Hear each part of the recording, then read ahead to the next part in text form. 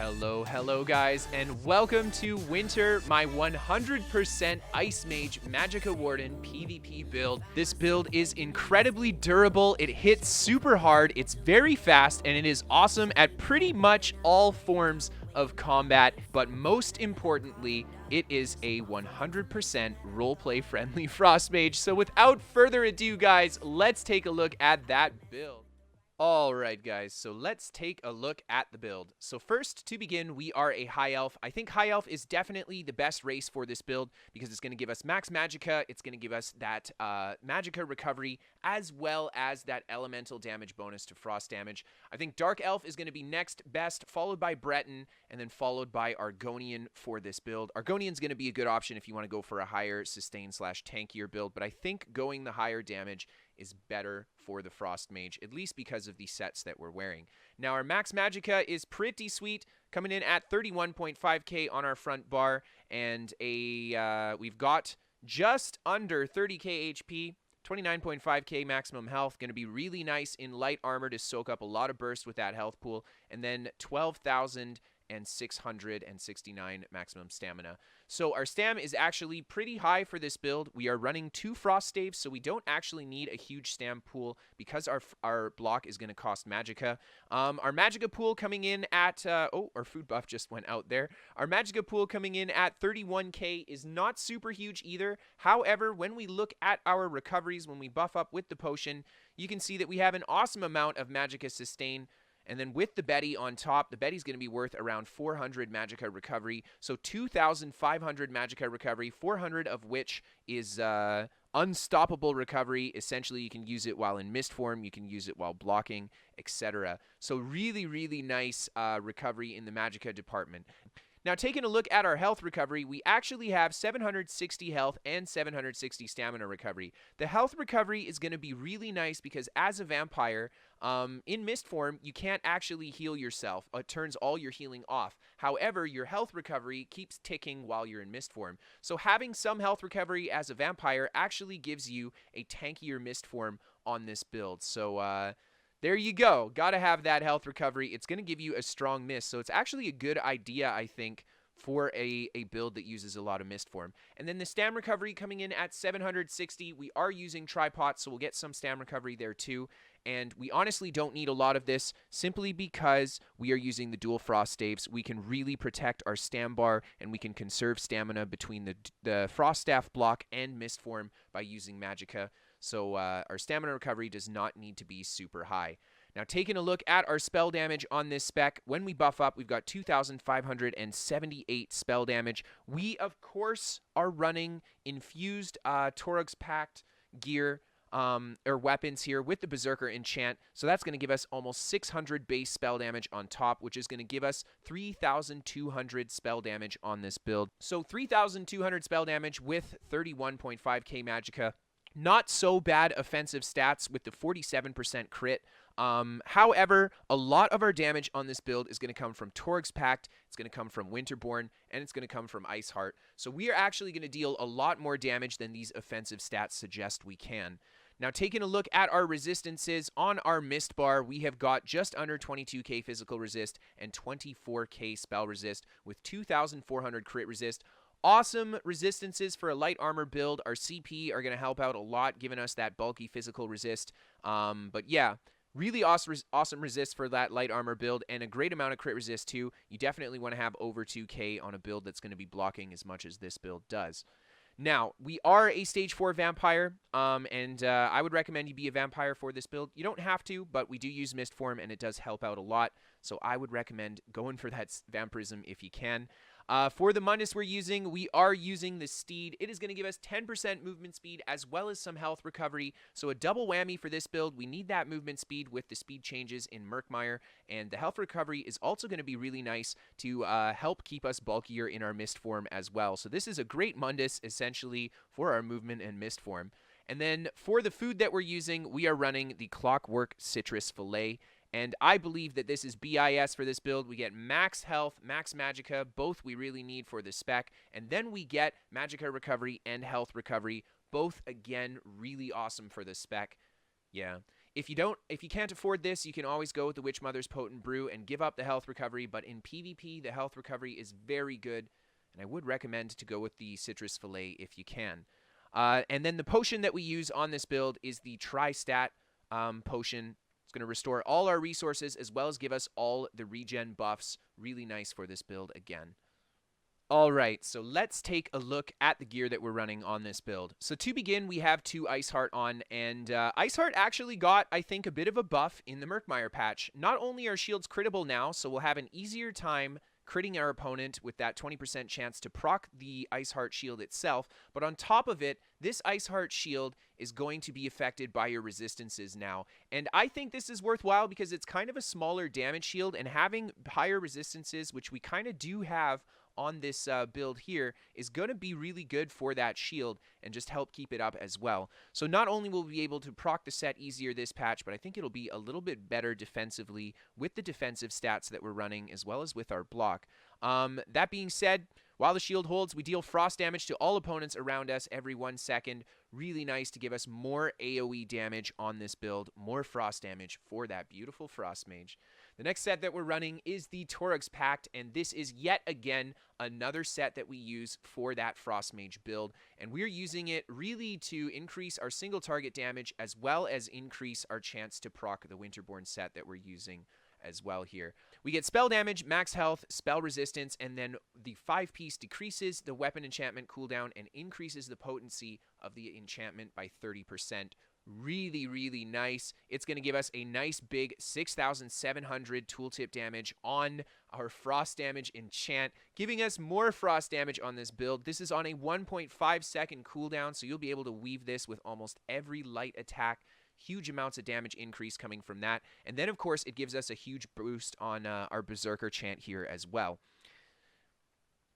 Now, the next set that we're using is Winterbourne, and Winterbourne is a fantastic set for the Frost Mage because we have an 8% chance to summon an Ice Pillar that deals 9,400 damage to everyone within a 3-meter radius, and it snares your opponent by 60% when they get hit as well. 8% may not seem like a large chance to proc, but we have got so many fields and so much frost damage on this build. This is pretty much Valken Scoria for the Warden. It is so good on this spec. It will be proccing almost on cooldown while you're in intensive combat. So you'll get a lot of these Winterbourne procs, and this of course can occur every 2 seconds. So a really low cooldown on this set as well as the Torug's Pact, allowing us to do a lot of damage with our frost abilities here.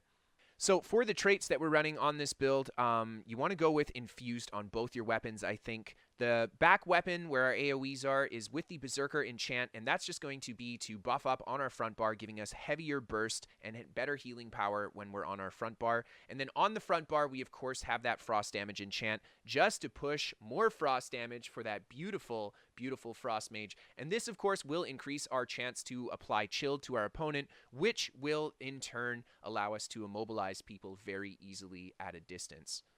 Now, the jewelry that we are using, the traits are Infused with 1 Swift. And we have gone with Infused and 1 Swift because of the speed changes this patch. We didn't run full Swift anymore. So with the Gold Swift and Wind Running and our Steed Munus, we have an 18% movement speed bonus on this build. I think that's just plenty fine for the Frost Mage. We already snare our opponents really heavily, so we don't need to move crazy fast because we can really slow our opponents down as well.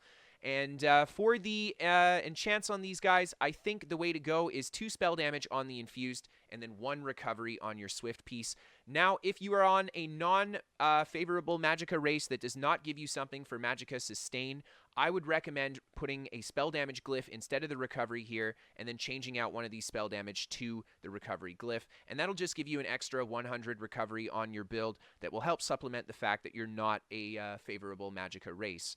And then for the gear, guys, we have 4 impenetrable and 3 well-fitted. I think this is pretty BIS for this build. You want to have at least 2 or 3 well-fitted because you do need to roll dodge quite a bit and sprint on this build as well. However, the impen is really nice because it's going to soak up the damage that we take, reducing that crit damage. And of course, it's going to help us because we'll be blocking quite often on this build as well. For the enchants on this, I have gone with full Tri-Stat Hacky Joe. and that is because I am a good race for this guy. If you are a poor Magicka race like I am on the live server, I play this on a Nord, I go with the full Magicka enchants, and essentially the only difference is that you lose out on a bit of max stam, but your health and Magicka will remain relatively the same. So the max stam, like I said, is not super important for this spec, so you can definitely forego it and get that health and mag on a non-favorable Magicka race. Alright, so let's take a look at the abilities that we're using on this spec. So we're going to start off on our damage bar, so this is our main bar. The first ability we have is Crushing Shock. This is your primary spammable, and yeah, it's going to deal a nice amount of upfront damage. It deals Flame, Frost, and Shock damage, and can apply the negative effects of all those, which is really nice as well. And on top of it, the fact that it deals Frost damage will help you proc the Winterbourne set too. If you hit an opponent while they're casting, you can set them off balance and stun them for 3 seconds, which is really, really nice. I like that. I like that change to what we were running last patch. We actually had Force Pulse on. Now, Force Pulse is nice because running Force Pulse is going to allow you to have a bit of AoE splash, which in turn can increase your chance of proccing your Winterbourne set. However, I think the off-balance interrupt is a little bit more useful because it allows us to prevent people from rezzing and interrupt ranged abilities like Snipe, etc. at a distance. The next ability that we have is the new Arctic Blast. And yeah, I actually really like this on this build. We went for more max HP on this spec, and Arctic Blast, of course, is going to be our primary stun now, as well as a heal over time based off our hit points. So at 30k HP, we actually get a pretty decent heal, 10% of the max HP over 10 seconds, and then 18% when we initially use it. So that's a 38% health heal. So not a bad heal at all. And it's just going to help supplement our healing power mixed in with the additional health regen that we have this patch. This is actually going to give us some healing power when we're not actively being attacked, as opposed to last patch where we only had vines, and if we weren't getting attacked, we essentially just had to spam our living trellis. Now, the next ability that we have is Bird of Prey, and there are some changes to this skill as well. So we have this here for that passive Minor Berserk slot that it gives now. We no longer have to use this to gain Minor Berserk, and I really, really, really like this change. This essentially removes the buff insensitivity that this build used to have. We no longer have to spam Bird of Prey, so we spend a lot less time casting buffs in the course of a fight, which allows us to fight more and essentially save Magicka that we wouldn't have to spend on this otherwise. So another kind of bump to our regen here as well with this change too. And on top of it, we are going to get Major Expedition when we do use this ability, and that Major Expedition is going to be very useful if we need to have some quick movement outside of Mist form as well. And then the next ability we have is Inner Light. This is here for that passive Max Magicka and the Major Prophecy slot that it gives us. Now, you can switch this out for the Lotus Blossom if you want. The Lotus Blossom, of course, is going to be access to that Major Prophecy as well, but you won't get the Magicka bonus that the Mages Guild skill gives you. Lotus Blossom is also going to give you a little bit of extra healing on this build, so if you feel like you're lacking a bit of healing power, Lotus Blossom might be the way to go for you. And then finally, on the last ability here, we have Living Trellis, and yeah, this is Warden's best heal. Magicka Warden and Living Trellis is absolute love. 2,288 health each time we take damage every 1 second when we activate this ability. That is a massive heal over time. That's going to make a huge difference in a fight. And then on top of it, if we recast this ability or if it expires, it will heal us for a burst heal of 5,500 health as well. Easily, this will proc the Major Mending passive, so the tooltips on these guys will go up by 25% as our health begins to drop. Yeah, really fantastic heal. This is going to be your primary heal for the build, and yeah, it's just really strong. It's just really strong. On top of it, this is also going to be part of your resource return, because part of your Green Balance passives return resource as you heal yourself, so huge whammy for this build. Make sure you keep your vines up, I think.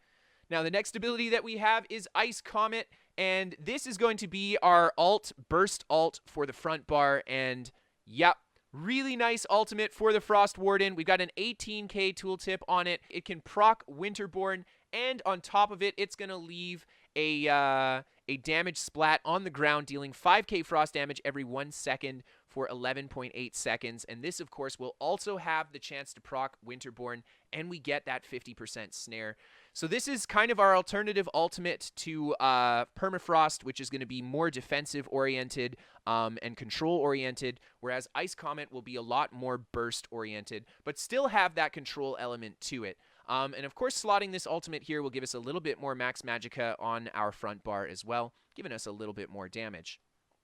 Now, taking a look at that back bar, the first ability we have is Blockade of Frost. This is a very important ability for this build. It is how you're going to immobilize opponents, because this build just craps out Chilled. We get 100% bonus chance to apply Chilled from slotting a Destro Staff, and then we get 200% bonus chance to apply Chilled from being a Warden. So we're pretty much going to keep our opponent chilled at all times, and if they step in this field, they will probably get immobilized. So this is how we're going to be immobilizing people, is with the Blockade of Frost. It, of course, is going to snare them 60% as well, and it's going to deal a great amount of frost damage that can proc the Winterbourne set as well. So great amount of AoE pressure coming from this ability too. And then the next skill that we have is Winter's Revenge, and this is your second AoE frost field, and it pairs really nice on top of the blockade. Or a great way to use it as well is to go for the stun on your front bar. Stun an opponent as they're kind of moving, because it's hard to hit them with your fields at a distance. So you stun him first, and then as you see the stun hit him, you drop the field on him where he was stunned, and then you can run towards him and drop your second field as well, and then start blasting on him. So I think that's the best way to use this field, but the pairing of this with our other field gives us a ton of frost damage. The snare on this is only 30% though, so it's not as powerful, and it won't immobilize like a Blockade of Frost will. Now, the next ability we have is Elusive Mist, and this is going to be our primary defensive / escape ability. It is going to reduce the damage we take by 75% and shut off our healing power. However, that health recovery is going to still be coming through, so that's going to be really nice. It will still shut off our Magicka recovery as well, but that's fine because we will get some sustain coming through from the Blue Betty too. So we really play into Mist on this build. And then our 18% movement speed bonus, coupled with the Major Expedition, gives us a very fast Mist that we can move around quickly with. And yeah, we're going to be immune to stuns and snares while in Mist form, so it allows us to quickly traverse some very dangerous terrain and position ourselves into a better location without taking huge amounts of damage or getting caught up in something. Now, the next ability that we have is Blue Betty, another fantastic Warden skill. 5,376 Magicka over 27 seconds. That is the equivalent of around 400 Magicka recovery, and of course, it will give us Major Sorcery, giving us that spell damage buff. Really nice for that. This ability costs nothing, and when we use it, it will also remove a negative effect. Really awesome to have free negative effect removals. And then from our Animal Companion passives as well, when we cast this ability, we actually heal ourselves for 1,500 health as well when we're recasting it. So it'll be a little bit of a heal when we spam it. It'll be a bit of a heal purge. Paired with our vines, it gives us a very strong counter to the heavy dot meta that we see in PvP right now. So there you go, guys. Really nice, this ability. And then finally, the armor buff that we're running is Ice Fortress. Gotta have that physical and spell resistance buffs. Gotta have minor protection for 24 seconds. Really, really nice armor buff to run here. And then for the ultimate on our back bar, we of course have gone with Permafrost. This is going to be the BIS 1vX ultimate, solo ultimate versus Zerg ultimate. Seriously, this is Warden's best ultimate. It is so freaking strong. We're going to deal 4,000 damage to everyone every 1 second around us, snaring them 70%. If they take 3 ticks of damage, they will get stunned as well, and we get major protection. These attacks, of course, can proc our Winterbourne set. Yeah. If we catch somebody in our fields with the Permafrost, they're going to take a huge amount of damage, and it is very hard to survive. Yeah. Really great ultimate, offensively and defensively. Fantastic utility ultimate for this build. Really allows you to turn and burn on a group of players where other ultimates just wouldn't really let you do it. So there you go, guys. All right, so let's take a look at the champion points that we're running on this spec, guys. So we're going to start off in the green tree here. We've got 31 Warlord, 16 Sprinter, and 1 Siphoner. We have to break free, and we have to sprint in PvP. 1 Siphoner because I had a point left over here. We've got nothing in bashing focus because we're running Crushing Shock, so we will not be bashing things if we can help it, especially with our low stam sustain. Not a good option for us to be bashing and go for the Crushing instead. In the Lover Tree, we have got 7 Mooncalf, 64 Arcanist, and 49 Health Recovery. Big focus on Arcanist here and Health Recovery to bulk up our tankiness in Mist, as well as our tankiness just in a long-term attrition fight. Health Recovery really helps. And then Arcanist for that Mag Sustain, which is also very, very important for this build. A little bit in Mooncalf, but not too much, because, like I said, we honestly don't need a ton of Stam Sustain on this spec. So it's not a massive deal. Now, the important passive we get here is Wind Running, 2% movement speed, health and Magicka recovery while sprinting. Really, really nice. In the Shadow Tree, we have got 51 Tumbling and 51 Shadow Ward. A very even split here because we're going to use our stamina primarily for Break Free and Roll Dodge. So we got to invest into that Roll Dodge. And then Shadow Ward for that blocking. We are running dual Frost Staff, so having a strong block is going to be very beneficial for us as well. In the Apprentice Tree, we have got 57 Spell Erosion, 56 Elemental, and 37 Elfborn. Big focus on the penetration and the flat damage increase aspect here, and less of a focus on the crits, simply because we are running Winterbourne and Iceheart, which cannot crit, so the crits will have no effect on those sets, and Winterbourne's going to be dealing a lot of beefy damage, so yeah, we didn't really want to go for the crit aspect, instead focusing on penetration and flat damage increase, which will increase the damage of those sets. And then, of course, we get the Spell Precision passive. Got to have that spell crit. And then Arcane Well is also nice. A little bit of extra mag sustain when the fight goes in our favor. And then in the Atronach Tree, we have got 81 Master at Arms and 39 Staff Expert. A standard Atronach Tree, I think, for the Frost Mage. Master at Arms will increase all of our direct damage done, which is going to be quite a few of our attacks are direct damage. And then Staff Expert is going to increase our light and heavy attack damage, which is also very nice here. The Tactician passive is really nice because as we roll dodge, we'll set people off balance, allowing us to get cheeky heavy attack stuns off, which are essentially a free stun, which is quite good in PvP to get a free stun like that. And then in the Ritual Tree, we actually have nothing in Thaum. And I know we could have put some points in Thaum, and it definitely would have increased the damage of our fields, and maybe our ultimate too. However, a lot of the damage on this build is coming from Winterbourne, it's coming from Toryg's Pact, and the single target on this build is actually really strong too. So I thought it would be better to go for something that benefited both the single and AoE, instead of going for Thaum, which didn't really affect enough things on my build to warrant me really wanting to put a lot of points in here at all. So there we go. And then in the Steed Tree, we have got 56 Ironclad and 60 Resistant. Big focus on crit resist and reducing incoming direct damage. That's going to help us deal with incoming burst. And then Spell Shield for a little bit of spell resistance here. In the Lady Tree, we got 27 Hardy, 27 Elemental, and 28 Thick-Skinned. Nice even spread here. Reduce the damage we take from physical, magical, and damage over time effects. Really nice to have that even spread, I think. And then Light Armor Focus, we have 47 points to really bulk up our physical resistance. I think it's very important to put quite a few points here, simply because we're in light armor, and having increased physical resistance is going to be very beneficial, especially because this is a fairly melee-oriented build. We have range damage, but we do a lot of fighting at melee distance, and yeah, you're going to want some physical resist for that. And then in the Lord Tree, we have got a whopping 11 in quick recovery for a little bit of healing power, and that is the build, ladies and gentlemen. All right, let's jump into that PvP commentary. So, to begin, we are outside of one of the new outposts here. I don't even know what it's called, but it's north of some keep. Whatever, we're fighting some blue players here. As you can see, they're trying to siege it, and we're going to throw some ice fields down on these guys to begin, making sure to stun them with our new stun. That HP-based heal is going to be nice to help keep a strong heal over time with our vines up. And as you can see here, these guys are having trouble putting any real damage into us, and we're making sure to use rolls every now and then to dodge a few attacks. And we're just going to peel back behind here, try to get these guys into a bit tighter spot so we can get them on top of our fields. And there you see we take a nasty Eclipse into the stun there. We break it, and we pull a Giant into the fight. Very, very nice.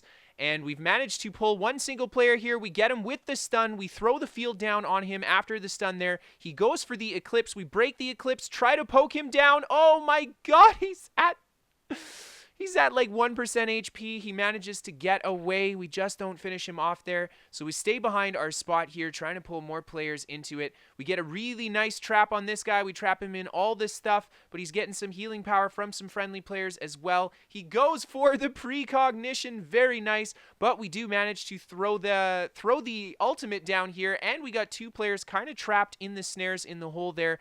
We just peel to this Templar here, get really good damage on her, but she responds really well with the roll dodge and the heal there.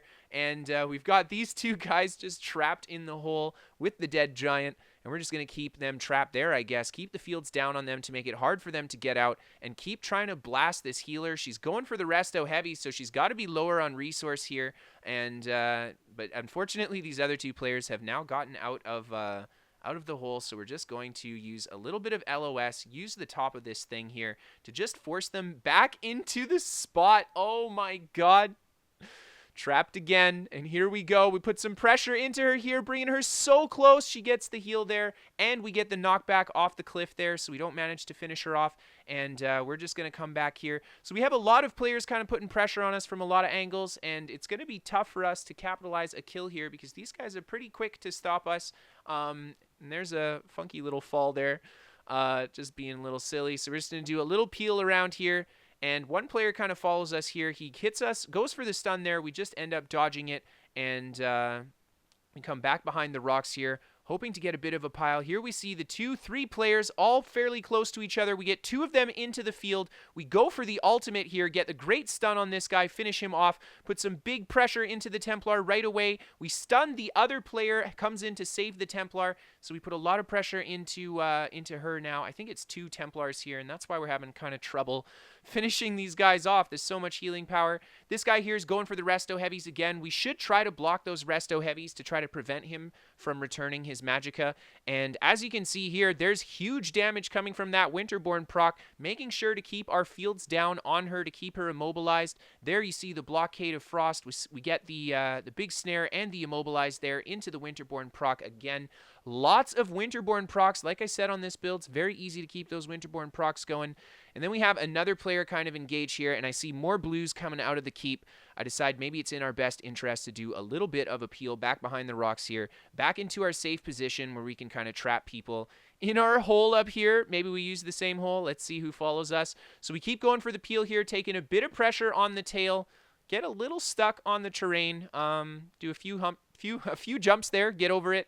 And now here comes the Templar. We're going to set our fields down right here, and she's going to jump right into them. Perfect. We get a good stun off on her there with our new class stun. Pump some force pulses into her, and we don't actually finish her off. She goes for a big heal there. We just roll off the side there, and the DK comes over the edge here, and he starts hitting us with his fire staff. We drop our fields on the trees here to make sure that we got good coverage, go into our permafrost. We get a great stun on the Templar, throw another field at her feet to make sure we keep the field pressure down. We get the stun on the DK. We throw the fields down at his feet, get excellent snare game there, and we just bring him down as well, and we manage to take that fight home. So let's move on to the next piece of footage here.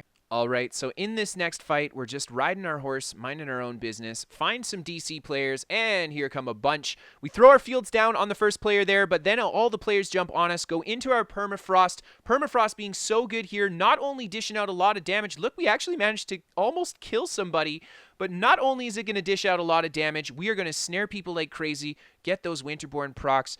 And there you see, we actually managed to just hold that group kind of in place at the end of our permafrost, and we just do a mist form and sprint and peel on out of there, and we're going to reset our fields on the end of this tree here. This sort comes around the corner, rune cages us, it's good. We break the stun, we got him in the field, so we got some good little bit of line of sight with the field there, and we're just going to do a peel all the way around the tree and reset the fields again here, kind of gauging what we got for opponents. Very low on resource here. We're going to make sure to just do a little bit of a run away from these guys, go for our potion, and set down our fields as we try to escape here too. We set down the fields on this guy here. We catch him by himself, put some nice damage into him, but he's fairly tanky, so we just going to have to reset here as all the other players begin to jump on us again.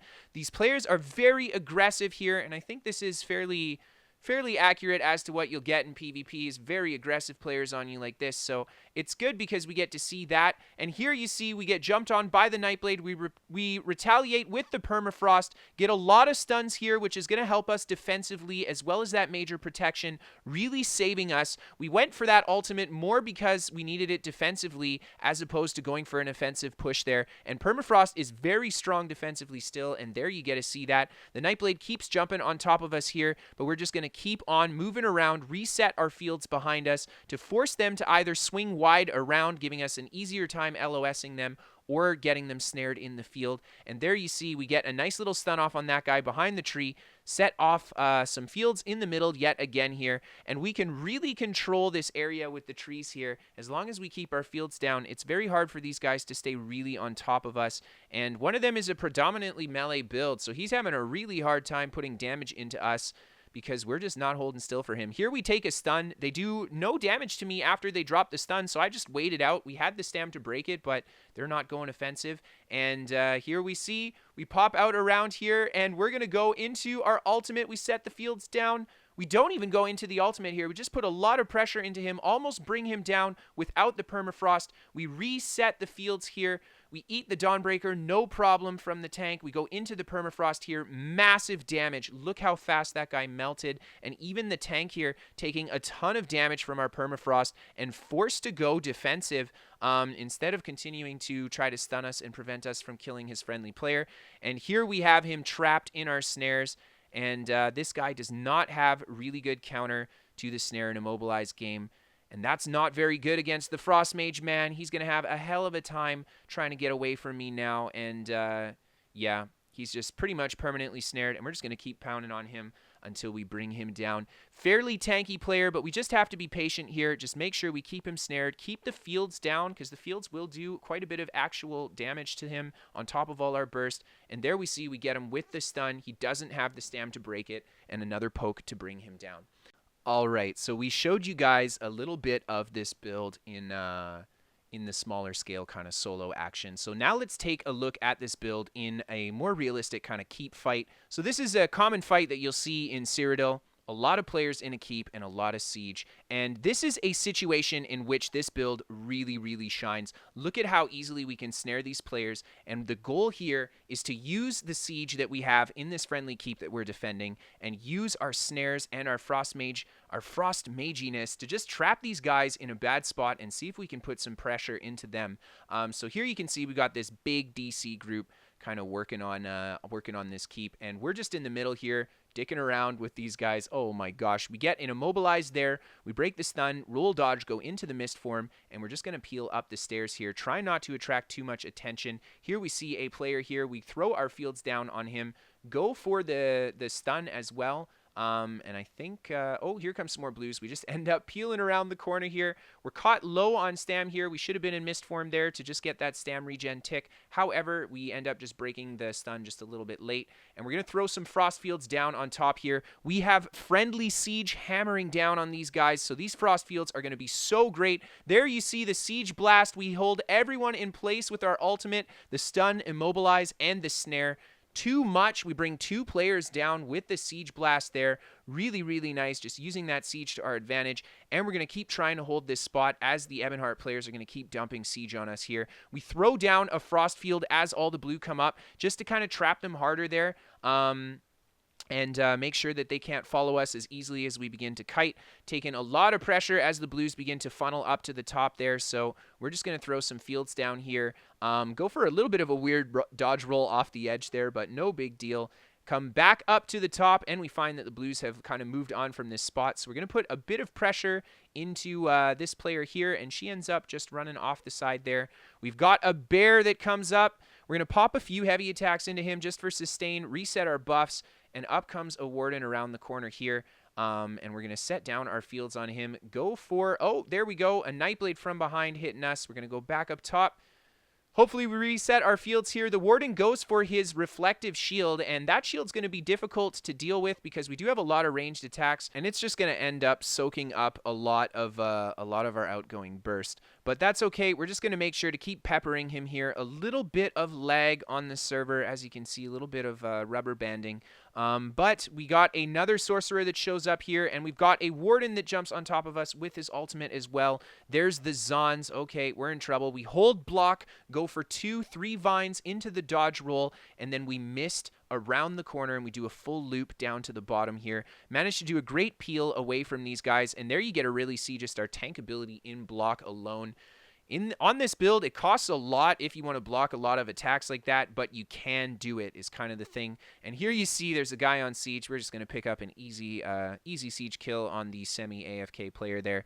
And just reset in this tower here, I hope. Here we see a player with a little bit lower HP. We're going to keep poking her there. The DK gets the kill. However, here comes some enemy players jumping on top. We make sure to block that meteor, and then we go right into the mist form. We set our field down there, roll backwards, back down the stairs, and then go back up the stairs again. So not only do they follow me up the stairs, but then they jump back down and follow up again 3 times through the field. That's what we want to see. And we just reset the field here. Here you see that big siege coming down. We go into our ultimate, and yet again would bring a lot of players down here because they are caught in the siege inside of our icy storm. And that's all we need to do is just get a good ballista shot on top of our storm, and we can really deal some damage to the DC group here. And as you can see, thanks to that blast, we've really scattered the troops up here. So we're going to be putting a bit of pressure into the DC, trying to pick off a few more kills here and finish off a few more players.